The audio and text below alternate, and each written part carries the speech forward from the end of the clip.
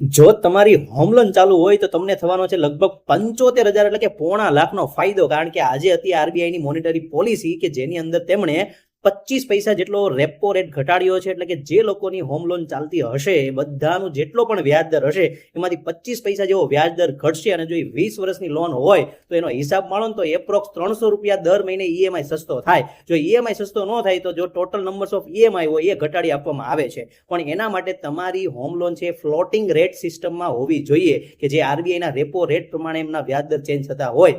આ બાબતે વધુ માહિતી માટે તમે તમારી બેંકનો પણ સંપર્ક કરી શકો છો. અને આ જે રેપો રેટ ઘટ્યો એમની અસર શેર માર્કેટ પર પણ આવી શકે છે, જે આજથી કે આવનારા સમયમાં શેર બજારમાં તેજીનો માહોલ ક્રિએટ કરી શકે છે. જો કે આ તેજી તો ઘણા સમયથી તમને દેખાઈ રહી છે. માત્ર 26,300 જે નિફ્ટીનો ઓલ ટાઈમ હાઈ છે એને ક્યારે બ્રેક કરશે એ જોવાનું હવે રહ્યું છે. તો મોકલો આ ખુશ ખબર કે જેમની હોમ લોન ચાલતી હોય અને જેઓ શેર માર્કેટ સાથે જોડાયેલા હોય એવા વ્યક્તિઓ સુધી. શેર માર્કેટની અવનવી માહિતી માટે સ્ટોક્સ ઓફિશિયલને ફોલો કરવાનું પણ ભૂલતા નહીં. Thank you.